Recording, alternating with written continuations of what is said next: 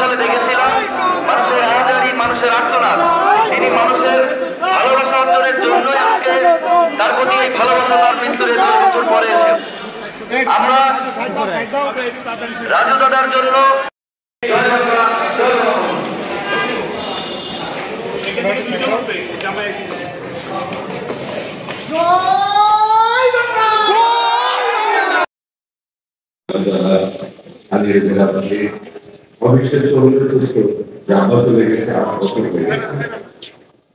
এবং গত 1 বছর আগে এই দিনে আমি মঞ্চে এসেছিলাম স্মরণসভায় অংশ নেওয়ার জন্য। আজকে 8 বছর পর আজকে আমরা আবার মঞ্চ ভূমিকা আছেন জেলা আওয়ামী লীগের প্রেসিডেন্ট, আমার প্রিয় মিলন চাচা, সেক্রেটারি,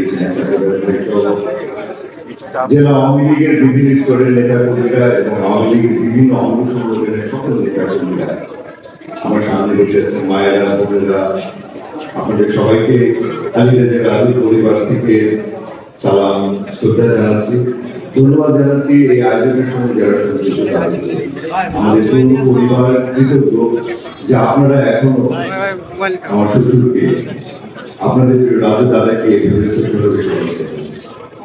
আমি মনে প্রাণে বিশ্বাস করি কাউকে সম্মান জানালে নিজে আরো বেশি সম্মান করে।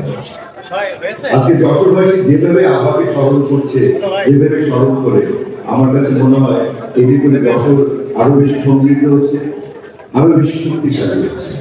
কারণ আব্বার শেষের দিনগুলোতে আপনারা পাশে কম ছিলেন, আমরা অনেক বেশি ছিলাম।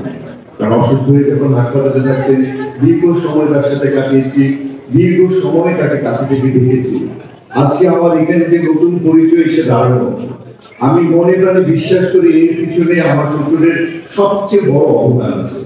কারণ আমি দেখেছি গণমানুষের নেতা হলে কি করতে হয়, জনমানুষের বান্ধব হওয়ার জন্য কি করতে হয়, কিভাবে মানুষের পাশে গিয়ে মানুষের কাছে, মানুষকে কাছে নিয়ে মানুষের সঙ্গে মিশতে হয়। আব্বার এই ব্যাপারগুলো আমাকে মুগ্ধ করতো। আমি চলচ্চিত্র অভিনয় করতাম। তারপর থেকে আমার একসময় এসে মনে হলো যে আমি যদি আজীবন মানুষের হৃদয়ে নায়ক হয়ে থাকতে চাই, তবে মানুষের পাশে গিয়ে মানুষের কল্যাণে, মানুষের সেবক হওয়ার চেষ্টা করতে হবে। সেই প্রত্যাশা নিয়ে আমি মাননীয় প্রধানমন্ত্রীর কাছে আবদার করি, তাকে বলি। দীর্ঘ বেশ কয়েক বছর মাননীয় প্রধানমন্ত্রীর সঙ্গে কাজ করেছি। মাননীয় প্রধানমন্ত্রী আজকে আমাকে আমার উপর বিশ্বাস এবং আস্থা রেখে যে ঢাকা 10 আসনে নৌকা দিয়েছে, আমি জানি এর পিছনে আমার শ্বশুরের একটা বড় অবদান আছে। একজন মানুষ জীবিত হিসেবে যতটুকু শক্তিশালী থাকে, কিছু কিছু ক্ষমতাবান মানুষ আছে এই পৃথিবীতে যারা চলে যাওয়ার পর আরো বেশি শক্তিশালী হয়ে ওঠে। আমি যখন মহান সংসদে যাই, আজকে আমি বাংলাদেশের অনেক নেতা কর্মীরা আছে, অনেক বড় বড় পলিটিক্যাল লিডার, আমাদের অনেক বড় বড় মন্ত্রীরা আছেন, যাদেরকে আমি কাছে থেকে দেখেছি, কাছে থেকে দেখি। তারা যখন শুনে আমি আলিরেজা রাজুর জামাই, তারা কিন্তু আমাকে অন্যরকম স্নেহ করে। তারা কিন্তু মমতার স্পর্শ যেন পাশে এসে দাঁড়ায়।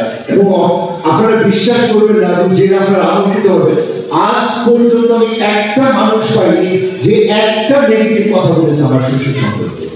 প্রত্যেকে তার ব্যাপারে প্রশংসা করে, প্রত্যেকে আমাকে মানে বিশ্বাস করিয়ে দেয় যে তিনি একজন ভালো মানুষ ছিলেন।